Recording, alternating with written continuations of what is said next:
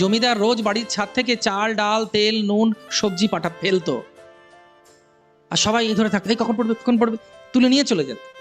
সে জমিদার একদিন আরেকজন বন্ধুকে বলছে, হ্যাঁ রে, একটা দুঃখ আছে আমার মনে। বলছে, কিসের দুঃখ?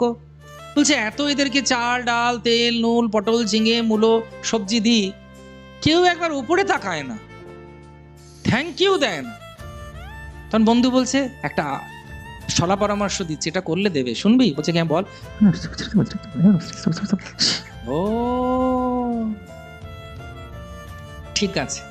পরের দিন 9টার সময় সবাই দাঁড়িয়ে আছে, জমিদার বাবু উপর থেকে চাল ডাল তেল নুন মুড়কি সন্দেশ ফেলবে, হঠাৎ মাথায় ঢিল পড়েছে, ঠাক করে টাপা ঢিল পড়তে শুরু করে।